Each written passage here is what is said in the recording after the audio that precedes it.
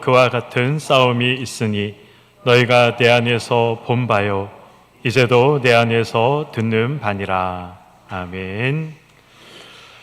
네, 우리 공동회가 은혜 가운데 또 끝나게 하신 하나님께 먼저 또 감사와 영광을 올려드립니다. 네, 그리고 우리 대신 피택 되신 분들, 그리고 또 피택이 되시지 않은 분들, 잘나서 된 것도 아니고 못나서 된 것도 아니라 하나님께서 또 세우셨다. 하나님께서 또 아직 조금 더 기다려라. 그렇게 말씀하신 것이다 라고 받으시고 이 모든 과정들을 또 우리가 지나갔으면 좋겠습니다.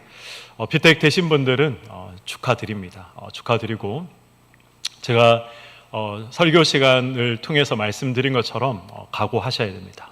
빈말이 아니라 진짜 각오하셔야 됩니다.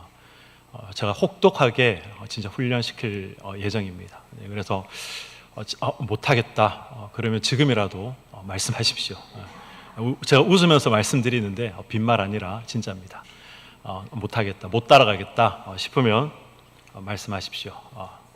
따라오셔야 되고, 지금까지는 서리 집사로 훈련을 받으셨습니다. 이제 하나님이 그거 다 털어버리고 안수 집사로, 권사로 너는 이제부터 다시 훈련 시작이다 말씀하시는 겁니다. 그러니까 마음 각오를 단단히 하시고, 나는 이제 권사로 훈련 다시 받는다, 나는 안수 집사로 훈련 다시 받는다, 그렇게 생각을 하시고 저와 함께 이 훈련의 과정들을 또 은혜 가운데 보내시면 감사하겠습니다. 우리 예배 후에 이 선출되신 분들은 우리 다니엘실에서 저랑 잠시 시간을 가지도록 하겠습니다. 오늘 우리 빌립보서 말씀, 우리 1장부터 27절에서 30절까지의 말씀을 저희가 봉독을 했습니다. 사도 바울은 오늘 우리에게 나는 너희가 복음에 합당한 삶, 예수 믿는다고 이야기하면 예수 믿는 자처럼 살았으면 좋겠다, 지금 그 이야기를 하고 있는 것입니다. 말만, 문의만 예수 믿는다, 종교란에 기독교 그렇게 써내는 것으로 끝내는 것이 아니라 삶 속에서 그것이 드러나고 나타나면 좋겠다 말씀하고 있는 것이죠. 바울의 이 말을 들으면 우리가 뭔가 추상적으로는 알 수 있을 것 같습니다. 복음에 합당한 삶, 그래서 예배에 안 빠지면 되겠지, 나쁜 짓 안 하면 되겠지, 착한 일 하고 그래서 하나님께 영광 올려드리면 되겠지, 이런 식으로 우리가 생각을 할 수가 있습니다. 바울이 말하는 이 복음에 합당한 삶, 그러한 삶은 어떤 삶일까요? 교회에서 복음 하는데 도대체 이 복음은 무엇일까요? 복음이라는 말이 복음에 합당하게 산다라는 이 말이 솔직히 우리 마음에 잘 와닿지 않을 때가 있습니다. 그렇지 않습니까? 복음을 알기 위해서 우리는 먼저 두 가지를 생각해 봐야 합니다. 첫 번째는 인간에 대해서 우리는 생각해 봐야 되고, 두 번째는 죄에 대해서 우리는 생각해 볼 필요가 있습니다. 인간이 무엇입니까? 성경은 인간을 어떻게 정의하고 있습니까? 죄인으로 정의하고 있죠. 크고 작은 죄를 지으면서 살아가기 때문에 죄인이다 이야기합니다. 그러나 죄인이라는 말의 그 궁극적인 의미는 죄를 지으면서 살아간다, 그렇기 때문에 죄인이다, 그런 말이 아닙니다. 죄인의 궁극적인 의미는 소망 없는 상태, 그것이 바로 죄인의 의미인 것이죠. 죄가 무엇입니까? 하나님을 떠나서 하나님이 주인이 아니라 자기를 주인 삼고 살아가는 것이 죄인입니다. 그래서 그 죄의 결과는 무엇입니까? 우리가 알고 있는 것처럼 심판이고 멸망이고 죽음인 것입니다. 복음은 무엇입니까? 예수님께서 나를 위해 십자가에 달려 죽으셨다, 그 사실을 우리가 믿는 것이고, 예수를 믿는다는 말의 그 의미는 하나님이 내 인생의 주인이 되십니다. 더 이상 주인의 자리에 내가 앉는 것이 아니라 주인의 자리에 하나님께서 앉아 계심을 제가 고백합니다, 믿습니다 라고 말하는 것입니다. 단순히 죽으면 천국에 들어가는 것, 천국의 입장권을 하나 받아내는 것, 그것이 복음이 아닌 것이죠. 그러나 우리는 여전히 내 인생의 주인을 하나님이 아니라 나로 두고 살아갈 때가 있습니다.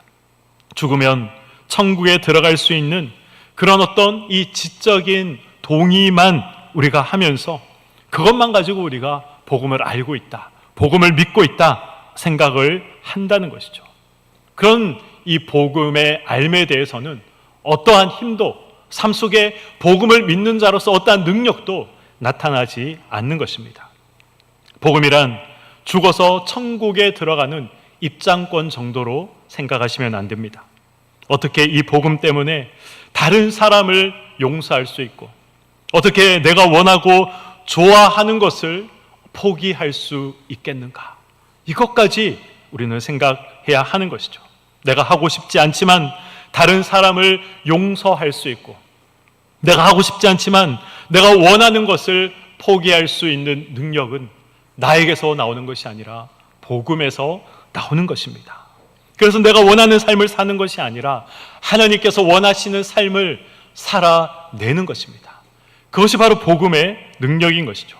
그리고 그것을 아는 삶이 복음을 아는 삶인 것입니다.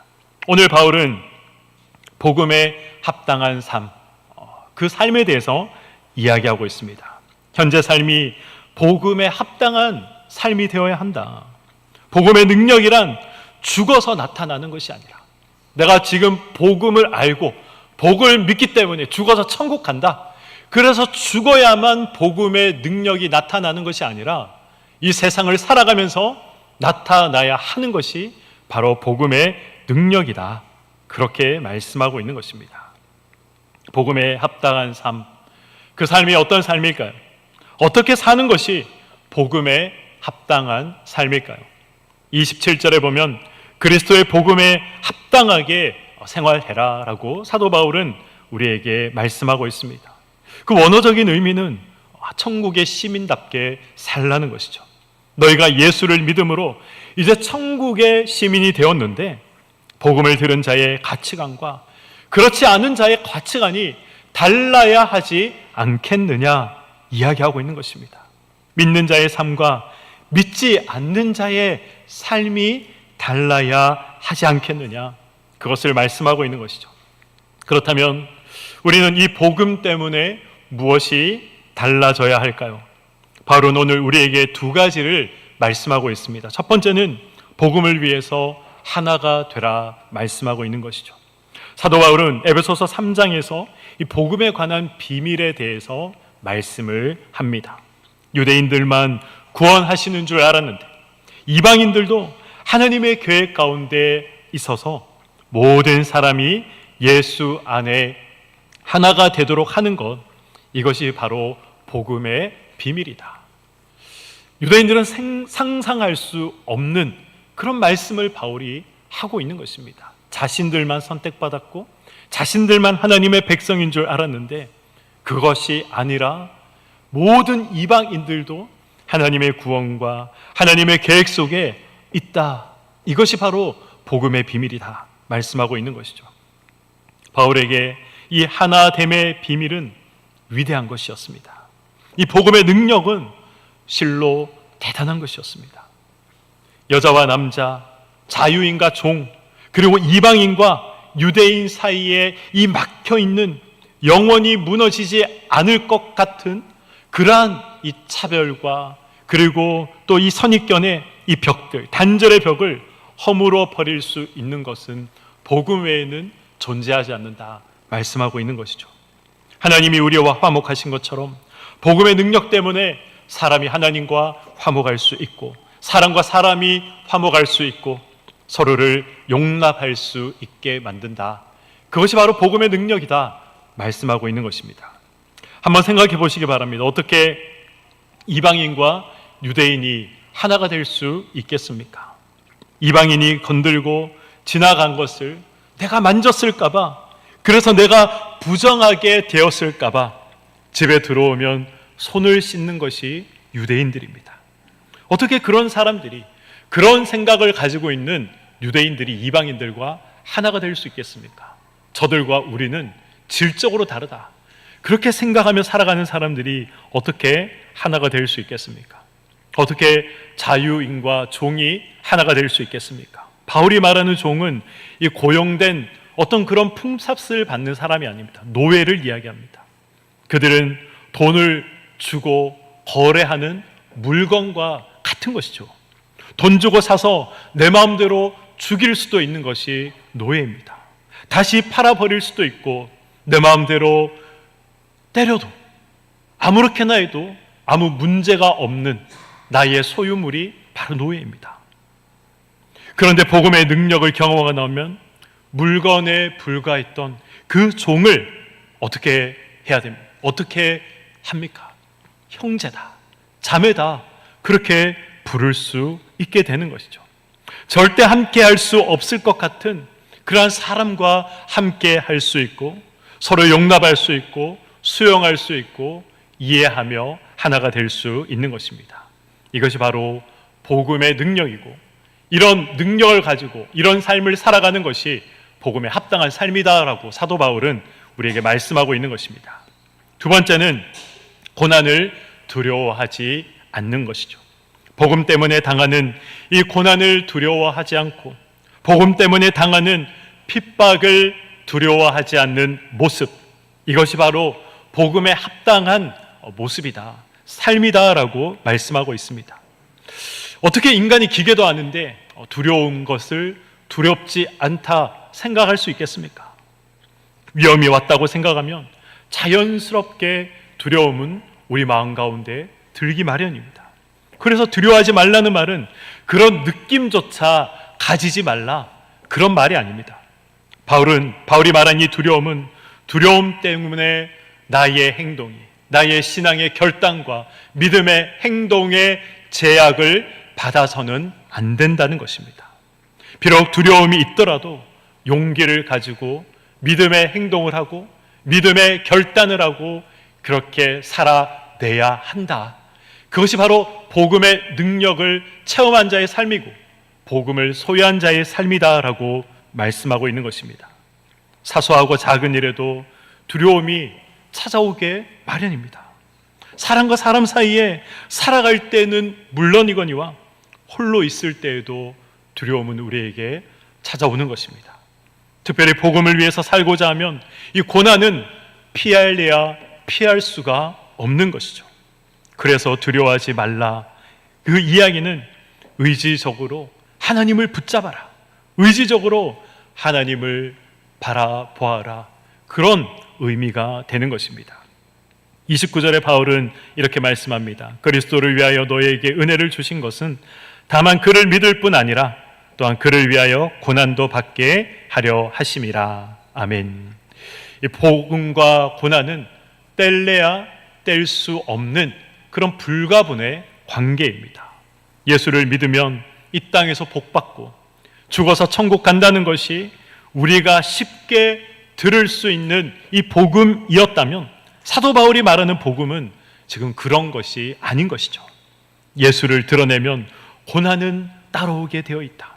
너희가 복음을 드러내면, 복음을 가진 자로 복음을 나타내며 살아가면 고난은 자연스럽게 따라오게 되어 있다는 것입니다. 예수 믿는 것 때문에 아무 불이익이 없고 예수를 믿는 것 때문에 불편한 자리가 아무것도 없고 예수 믿는 것 때문에 난처한 적이 아무것도 없다면 어쩌면 여러분은 정말 열심히 세상과 타협하고 살아가고 있거나 아니면 철저하게 예수 그리스도를 숨기며 살아가고 있는 것일지도 모릅니다. 돌아보시기 바랍니다. 복음 때문에 난처하거나 내가 정말 이 불편하거나 또 이 불이익을 당한 적이 있다면 기뻐하시고 그렇지 않다면 돌아보셔야 됩니다. 나는 제대로 예수를 믿고 있는가? 나는 정말 이 복음을 가진 자로서 합당한 삶을 살고 있는가 돌아봐야 하는 것이죠. 바울이 말했고 예수님께서 말씀하셨듯이 이 복음과 고난은, 예수와 고난은 결코 나눌 수가 없는 것입니다. 하나님을 주인으로 모시고 사는 자의 이 당연한 삶일지도 모르는 것이죠. 그런데 우리 삶을 돌아보면 우리가 주인 되어 살아갈 때가 참 많이 있는 것 같습니다.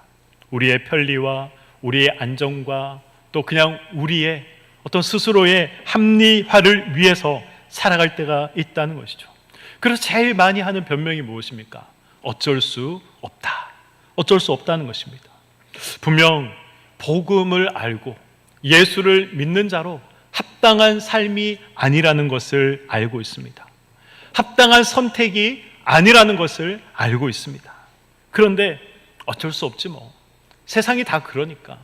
다 그렇게 하니까 어쩔 수 없지 라고 생각을 할 때가 있다는 것이죠. 제가 청년부 사역을 할 때의 일입니다.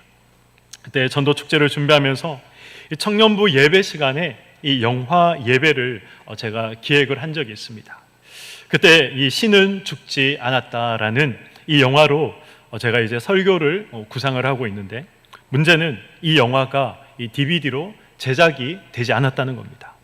영화관 외에는 정식으로 이 영화를 볼 수 있는 곳이 아무 데도 없었습니다. 물론 이 어둠의 경로, 불법으로 다운로드를 받으면 얼마든지 볼 수가 있었지만 올바른 방법이 아니었습니다. 그래서 제가 이 신은 죽지 않았다라는 이 영화를 배급하는 배급사에 전화를 했습니다. 비용을 지불할 테니 이 영화 파일을 주시면 안 되겠느냐, 그렇게 물어봤습니다. 그런데 회사 방침이 그렇지 않아서 그렇게 할 수 없다, 굉장히 완강하게 거절을 했습니다. 그러면서 드는 생각이 뭔지 아십니까? 필요하긴 하고 구할 방법은 없으니까 어둠의 경로를 통해서 구해야겠다. 나조차고 쓰는 것도 아니고 복음을 위해서 쓰자는 건데 그렇게 해야겠다. 그런 생각이 제 마음속에 들었습니다. 어쩔 수 없으니까. 방법이 없으니까. 저 역시 뾰족한 방법이 없으니까 그런 생각이 저에게 찾아왔습니다. 그래서 사람들은 무엇을 원합니까? 사람들은 힘을 원합니다. 내가 주인이 되어서 세상을 마음대로 움직일 수 있는 그런 힘이 있었으면 좋겠다. 그래서 세상에서 내가 마음대로 할 수 있는 힘을 우리는 원할 때가 있습니다. 이런 세상에서 하나님을 주인으로 모시고 산다는 것 자체가 고난입니다. 하나님의 뜻을 위해서 살고 말씀대로 살고 하나님의 기뻐하심을 위해서 사는 것, 이것이 바로 고난 그 자체인 것이죠. 세상의 물결은 이렇게 흘러가는데 물결대로, 세상이 흘러가는 대로 살면 아무런 문제가 없습니다. 근데 복음은 그것을 거슬러 올라가라 말씀할 때가 있다는 것이죠. 그래서 우리의 삶이 힘들고 어려울 때가 있습니다. 바울이 쓴 서신 중 빌레몬서가 있죠. 이 편지의 수신자는 빌레몬입니다. 오네시모라는 종을 이 빌레몬이 소유하고 있었습니다. 그런데 돈을 주고 산 이 오네시모가 어떻게 합니까? 이 빌레몬을 피해서 도망을 갔습니다. 도망을 가다가 오네시모는 바울을 만나게 되고 예수님을 믿게 되고, 바울은 빌레몬에게 그래서 편지를 보내게 됩니다. 오네시모를 용서해 줘라. 그를 받아줘라. 그도 이제 예수를 믿고 한 형제가 되었다. 그렇게 편지에 기록을 합니다. 어떻게 보면 빌레몬에게는 이 자체가 고난인 것이죠. 자기의 재산인데, 자기의 소유물인데 도망을 갔습니다. 벌을 줘도 시원찮을 판에 그가 이제 예수를 믿고 한 형제가 되었다고 합니다. 용서를 해줘야 될 뿐만 아니라 이제 한 형제로서 대우를 해줘야 한다는 것이죠. 복음에 합당한 삶이란 예수님을 증거하고 전도하는 그런 삶뿐만 아니라 우리가 이 땅을 살아가면서 하나님의 주인 되심을 인정하고 고백하고 드러내는 삶을 살아가는 것입니다. 바울이 오늘 우리에게 말한 두 가지를 기억하셨으면 좋겠습니다. 하나는 하나가 되어야 한다는 것이죠. 복음은 하나가 되게 하는 능력이 있다. 교회 안에서, 공동체 안에서 다툼은 어떤 경우에도 하나님이 기뻐하시지 않는다. 한 지체로서 예수 그리스도를 머리 삼은 자들로 우리가 하나 되어야 된다. 바울은 말씀하고 있습니다. 두 번째는 고난을 두려워하지 말아야 한다는 것입니다.